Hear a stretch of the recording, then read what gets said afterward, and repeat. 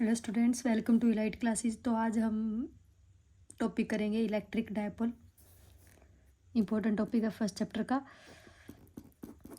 Electric dipole.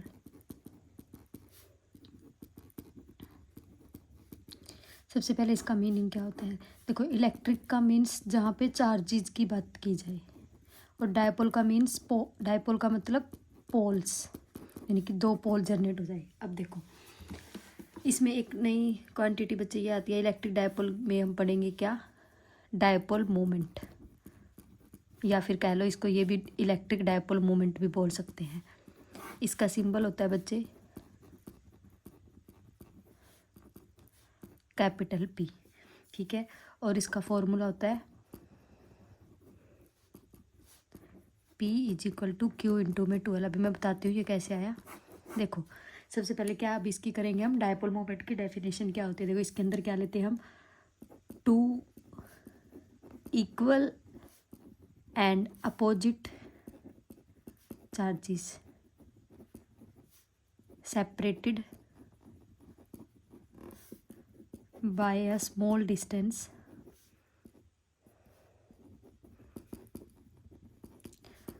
(2L). देखो, हमने charge ले लिए -Q और +Q, दो छोटे छोटे, और ये इनके बीच की डिस्टेंस होगी कितनी, 2L।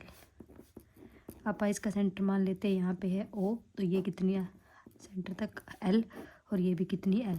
अब देखो, अब सुनो मेरी बात, ये हो गए हमारे पास दो इक्वल एंड अपोजिट चार्जेस हो गए हमारे पास, ठीक है।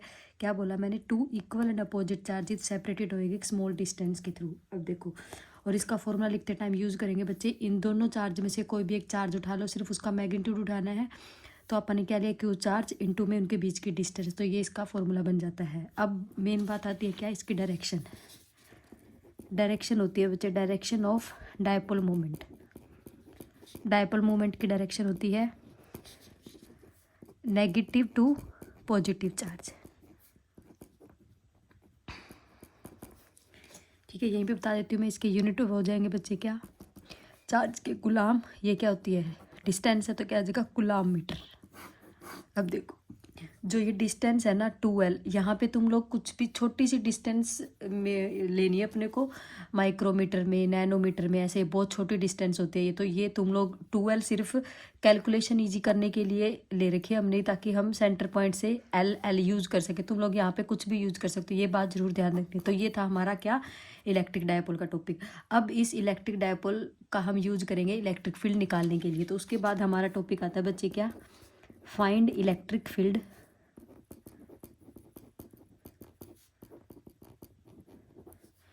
ड्यू टू इलेक्ट्रिक डायपोल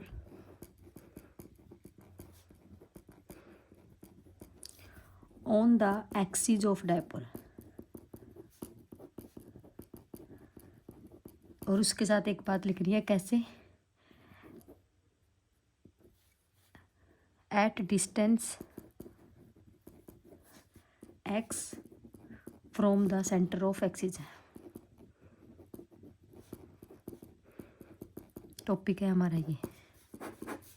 अब देखो क्या करना है बच्चे, अपने को क्या लेना है, सबसे पहले डायपोल लेना है। डायपोल ले लिया अपने, वही -Q +Q, उनके बीच की डिस्टेंस ले ली क्या, सेंटर से। ये मान लो ये सेंटर हो गया हमारा O, तो ये डिस्टेंस होगी क्या L, और ये होगी हमारी L, तो पूरी कितनी हो जाएगी ये 2L। अब देख, टॉपिक के अकॉर्डिंग बोला, क्या बोल रहा है ये, कि अपने को इलेक्ट्रिक फील्ड निकालना है डायपोल की एक्सिस के ऊपर। तो एक्सिस कौन सी है डायपोल की, ये वाली।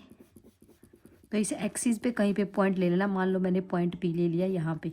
तो इन दोनों चार्ज की वजह से डायपोल की एक्सिस पे पॉइंट लिया अपन ने P, यहाँ पे बतानी है अपने को इलेक्ट्रिक फील्ड की वैल्यू क्या होगी। तो हम मान लेते हैं ये हमारा फर्स्ट चार्ज है, ये हमारा क्या है, सेकंड चार्ज। हाँ, ब्रैकेट में मैंने क्या लिखा है यहाँ पे, eight distance x from the centre of axis of dipole. देखो, डायपोल का सेंटर कहाँ है O, तो यहाँ से जहाँ जिस पॉइंट पे निकालनी है उसकी डिस्टेंस हम क्या लेके चलेंगे हमेशा, सेंटर ऑफ डायपोल जाएगा, सॉरी ये x डिस्टेंस होगी। अब देखो, ये मैंने फर्स्ट चार्ज मान लिया, ये सेकंड चार्ज मान लिया। सबको पता है, मैंने पीछे वीडियो में डाल रखा है कि क्या, +Q चार्ज है तो उससे मान लो P पॉइंट में बताना, तो इलेक्ट्रिक फील्ड की डायरेक्शन क्या होती है, अवे और अगर हमारा मान लो अगर नेगेटिव चार्ज है तो उससे क्या होती है हमारी 2 वर्ड। इसी के अकॉर्डिंग हम यहाँ पे लिखेंगे। देखो यहाँ पे ये फर्स्ट चार्ज है, ये क्या है नेगेटिव। नेगेटिव के अकॉर्डिंग जो इलेक्ट्रिक फील्ड की डायरेक्शन होती है वो कहाँ होती है, toward the charge. Toward the charge मतलब कहाँ आएगी, इस डायरेक्शन में। इसको मान लेते हैं हम E1। 1 क्यों बोला, क्योंकि फर्स्ट चार्ज की वजह से है। अब सेकंड चार्ज की, सेकंड चार्ज क्या है पॉजिटिव, तो P पॉइंट पे डायरेक्शन क्या बनेगी, पॉजिटिव चार्ज की वजह से अवे फ्रॉम, तो ये बनी हमारी अवे। अब देखो, अब मेन बात यहाँ पे देखने वाली ये है बच्चे, देखो मैंने क्या लिया, इसको नाम दे दिया अपन ने E2 कि E1 का एरो मैंने क्या बनाया, छोटा बनाया, और E2 का एरो मैंने क्या बनाया, बड़ा बनाया। इसका मतलब ये है बच्चे, देखो मैंने आपको बोला था कि जितना ज़्यादा चार्ज और पॉइंट पास में होंगे उतनी ज़्यादा क्या होगी, फील्ड होगी, और जितना ज़्यादा डिस्टेंस होएगा P पॉइंट और चार्ज के बीच में, फील्ड की वैल्यू उतनी क्या आएगी, छोटी होएगी और वीक होएगी। अब देखो P पॉइंट के पास में कौन सा चार्ज है, प्लस Q चार्ज है, और क्या पॉइंट दिया अपन इसको सेकंड, तो इसका मतलब इलेक्ट्रिक फील्ड कौन सी, E2 वाली ज़्यादा होएगी as comparison to E1। E1 क्यों होएगी कम, क्योंकि -Q1 से जो P पॉइंट है वो बच्चे क्या है, दूर है एज कंपेरिजन टू +Q वाले से, इसीलिए। तो यहाँ पे तुम लोग लिख सकते हो को E2 ग्रेटर देन E1। अपने को तो क्या निकालना है, नेट इलेक्ट्रिक फील्ड। तो E नेट की वैल्यू कैसे निकालेंगे बच्चे, E2 माइनस E1। मे भी आप सबको पता लग गया होगा कि E2 माइनस E1 क्यों लिया, क्योंकि E1 की वैल्यू हमारे पास क्या है, बड़ी है, और E1 की वैल्यू क्या है, छोटी है। अब आप वैल्यू पुट करेंगे एक एक करके E1 और E2 की। अब निकालेंगे हम E1 की वैल्यू। इलेक्ट्रिक फील्ड का फॉर्मूला क्या होता है बच्चे, KQ divide by R square करके आए ना हम। ये मान लो ये डिस्टेंस R पे, तो यहाँ पे लगाओ E1। E1 कौन सा है, फर्स्ट चार्ज की वजह से। लिखो K ऐसे कैसे, चार्ज क्या है Q। देखो यहाँ पे साइन नहीं लेना होता, Q डिवाइड बाई कितना डिस्टेंस है, देखो P पॉइंट से -Q का कितना, x प्लस L। तो यहाँ पे क्या हो जाएगा, x प्लस L का होल स्क्वायर। E1 की वैल्यू होगी। ऐसे ही सिमिलरली किसकी निकालेंगे, E2 की। E2 के लिए भी KQ डिवाइड बाई, देखो E2 कहाँ है, ये रहा, दूरी क्या हो जाएगी, कैसे निकालेंगे ये, x में से अगर मैं ये L माइनस कर दूँ तो क्या आ जाएगी, ये डिस्टेंस निकल आएगी हमारे। तो यहाँ पे क्या हो जाएगा, x माइनस L का होल स्क्वायर। अब ये दोनों वैल्यू यहाँ पुट करेंगे तो हमारे पास E नेट की वैल्यू क्या आ जाएगी बच्चों, KQ divide by x minus L का स्क्वायर, माइनस में KQ divide by x plus L का स्क्वायर। अब इन दोनों से हम क्या लेते हैं, KQ कॉमन ले लेते हैं, तो अंदर क्या बचेगा, 1 बाई एक्स माइनस L का whole square minus 1 by X plus L का होल स्क्वायर।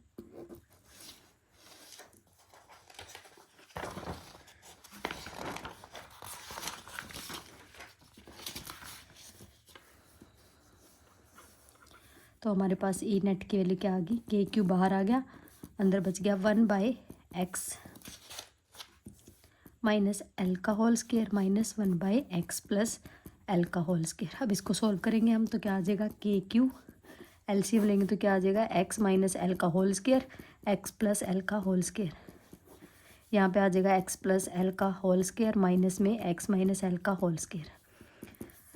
सबको ये फॉर्मूला याद होगा कि क्या होता है, A square minus B square को हम क्या लिख सकते हैं, a प्लस बी और इंटू में a माइनस बी। तो यहाँ पे मैं ये क्वांटिटी का फॉर्मूला लगा रही हूँ, तो फॉर्मूला हमारे पास क्या बन जाएगा, यहाँ पे स्क्वायर खोल दो, x square plus L square plus 2XL minus x square minus L square minus plus 2XL divide by, अब देखो ये है ना, ये माइनस का है और ये प्लस का, तो इसको मैं लिख सकती हूँ x square minus L square का होल स्क्वायर। यहाँ पे मैंने ये फॉर्मूला यूज किया, ठीक है। जो कट रहा है वो काट दो, माइनस एक्स स्क्वायर से एक्स स्क्वायर गया, एल स्क्वायर से एल स्क्वायर गया, जो बच गया वो लिखेंगे KQ। अंदर क्या बच गया हमारे पास, 4, 2 प्लस 2 कितना हो जाएगा, 4XL divide by x square minus L square का होल स्क्वायर। ये आ गया हमारे पास। अब देखो, अब मैं इस 4 को एडजस्ट करके लिखूँगी, ध्यान से देखना क्या लिख दिया मैंने, 4Q ऐसे कैसे, एक तो मैंने 2 लिख दिया 2L के साथ और एक लिख दिया ऐसे simple 2x divide by x square minus L square. कुछ नहीं बच्चे, इस 2 को 2 इंटू 2 लिखा और कुछ नहीं। क्यों लिखा, क्योंकि ताकि हम क्या डायपोल मोमेंट लिख सके। हमें पता है क्या होता है, Q इंटू 2L की जगह क्या लिख सकते हैं हम, कैपिटल P। तो KP 2x divide by x square minus L square का होल स्क्वायर। यहाँ से हमारे पास E नेट की वैल्यू क्या आ गई।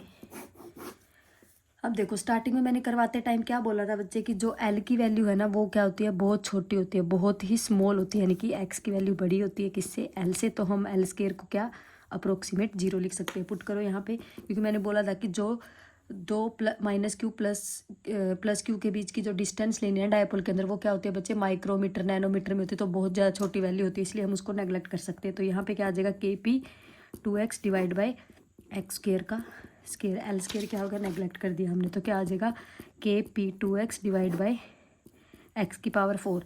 यहाँ से ये कैंसिल, क्या बन जाएगा क्यूब, तो K2KP डिवाइड बाई क्या आ गया हमारे पास एक्स क्यूब। तो ई नेट की वैल्यू हमारे पास क्या आ गई बच्चों, 2KP divide by x cube. अब मेन बात रहेगी इसकी क्या बताना, डायरेक्शन बताना। अब देखो मैं अपन ने कैसे बनाया था, माइनस क्यू, यहीं पे देख लो बता देती हूँ मैं, डायरेक्शन पीछे बना था डायग्राम अपन, ये रहा। देखो मैंने क्या बोला था, minus Q plus Q. Dipole की डायरेक्शन कहाँ होती है, यहीं पे बता देती हूँ। चलो देखो minus Q plus Q, dipole ये होगी इसकी एक्सिस, ये पॉइंट हो गया, ठीक है। डायपोल की एक्सिस मैंने पीछे टॉपिक में बताई है कि कहाँ माइनस से प्लस की तरफ होती है, तो डायपोल की डायरेक्शन होगी हमारी ये हमारा P पॉइंट था। अब यहाँ पे इधर वाली साइड मैंने क्या बनाई थी, E1, और इधर वाली साइड क्या बनाई थी, E2। और यहाँ पे मैंने एक बात बोली थी कि E2 की वैल्यू क्या है, E1 से ज़्यादा, तो इसका मतलब नेट इलेक्ट्रिक फील्ड भी किस साइड होएगा बच्चे, इधर। अब देखो यहाँ पे डायपोल मूवमेंट का डायरेक्शन भी कहाँ, उस साइड, और नेट की डायरेक्शन भी कहाँ, उस साइड। तो इसका मतलब क्या आएगा, यहाँ पे अगर मैं इसकी वेक्टर फॉर्म लिखूँ मैं आपको, तो क्या लिखा जाएगा बच्चे, E net is equal to 2KP divide by x cube, ये होती है बच्चे। यानी कि इस वाले अगर अपने को निकालना हो क्या इलेक्ट्रिक फील्ड डायपोल की एक्सिस के ऊपर, तो वहाँ पे बच्चे नेट इलेक्ट्रिक फील्ड और डायपोल की डायरेक्शन क्या होती है, एक ही साइड होती है। तो that's it, thank you so much.